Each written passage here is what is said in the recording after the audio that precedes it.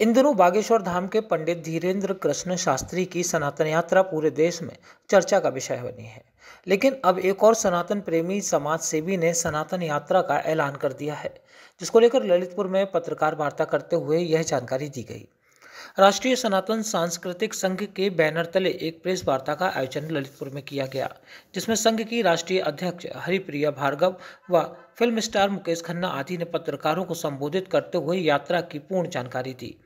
हरिप्रिया भार्गव ने बताया कि 29 नवंबर को सनातन एकता यात्रा ललितपुर के तुवन मंदिर परिसर से शुभारंभ होगी, जो बुंदेलखंड के टीकमगढ़, खरगापुर, छतरपुर, महोबा, कुलपहाड़, हरपालपुर, मऊरानीपुर, गुरसराय, चिरगांव और बड़ागांव होते हुए झांसी के मुक्ताकाशी मंच पर समाप्त होगी। उन्होंने कहा कि इस यात्रा का राजनीति से कोई लेना देना नहीं है। उन्होंने कहा कि सनातन यात्रा के लिए एक यात्रा निकाली जा रही है, जिसका उद्देश्य जैन, बौद्ध और सिख धर्म की सांस्कृतिक और परंपराओं को जाति और धर्म से ऊपर उठाकर एकत्रित करने का है। यात्रा में सभी धर्मों को एक मंच पर लाकर समाज में एकता, भाईचारे और सौहार्द का संदेश देना है। प्रत्येक व्यक्ति इन महान परंपराओं का सम्मान करे। यात्रा के माध्यम से शांति, श्रद्धा और शौर्य का प्रसार किया जाएगा। क्या उद्देश्य है? उद्देश्य एक ही है, सनातन एकता, और उसी उद्देश्य को लेकर के हम कार्य कर रहे हैं। सनातन सांस्कृतिक संघ के वैसे 3 सिद्धांत हैं, जो शांति, श्रद्धा, शौर्य, उन तीनों के लिए हम काम कर रहे हैं। एकता का मुझे लगता है ये तीनों सिद्धांत जो है वो मूल मंत्र है। अगर शांति चाहते हैं हम, तो हमें श्रद्धा रखनी होगी, और श्रद्धा होगी, शांति होगी, तो शौर्य अपने आप से ही आएगा, जो हिंदुओं की एकता के लिए, हमारे सनातन धर्म के लिए बहुत ही आवश्यक है आज।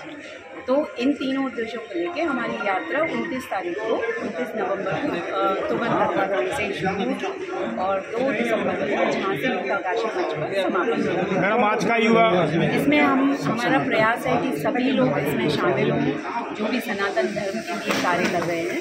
लेकिन ये समय की और उनके अपने व्यस्त शेड्यूल की वजह से जो उसमें शामिल हो पाएगा वो जरूर आएगा, जिसमें शंकराचार्य जी आ रहे हैं, और हम कोशिश करें और भी हमारे धार्मिक गुरु सारे उसमें शामिल हों, जिसमें हम गुरु परंपरा को भी बता सकें, सनातन धर्म की परंपरा को जो आगे बढ़ सके और हमारी युवाओं को थोड़ी जागृति मिले। प्रतिदिन कितने किलोमीटर चलेगी यात्रा?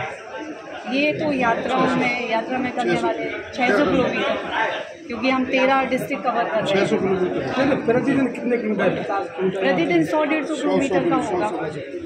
मैडम, आज का युवा भारतीय संस्कृति से और कहीं ना कहीं हिंदू धर्म से दूर होता जा रहा है, क्या कारण है? क्या होता जा रहा है? आज का युवा भारतीय संस्कृति दूर होता जा रहा है, क्या कारण है? कारण तो बहुत सारे हैं, और मेरा ये सुझाव है हमारे सारे युवाओं के लिए कि आप कारणों पर ध्यान ना दे करके सुझावों पर और समाधानों पर ध्यान दें।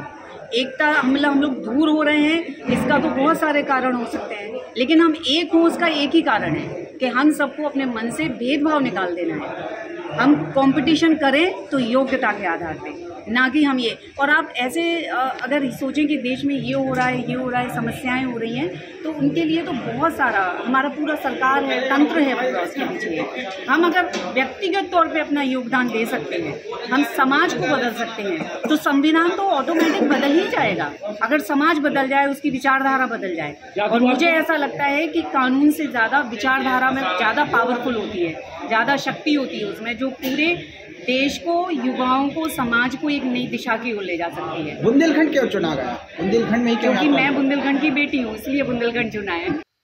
फिल्म स्टार मुकेश खन्ना ने कहा कि देश में रहने वाला प्रत्येक नागरिक सनातन में अपना दायित्व निभाए।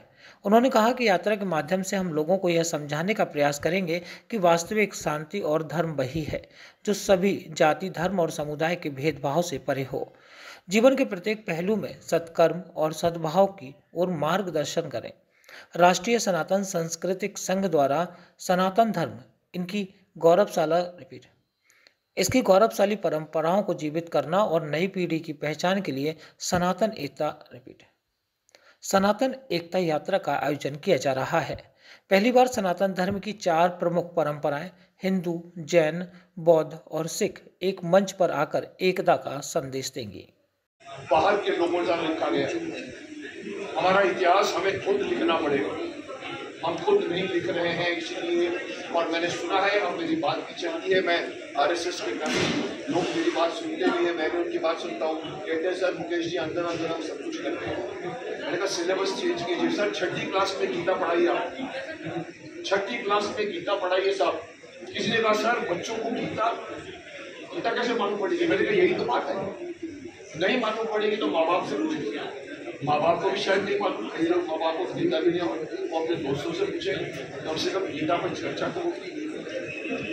संस्कृत पढ़ाइए 6ठी से, जो हम मिस करते हैं, हमारे यहाँ पर संस्कृत को पंडितों की भाषा बना के रखी है, ओ माई एक क्लिक चामुंडाई विजय, ओ स्वाहा, ओ माई, यही करते हैं, हमको न मंत्र का मीनिंग मालूम है, खजाना भरा पड़ा है हमारे वेद, पुराण, उपनिषद, महाभारत, रामायण।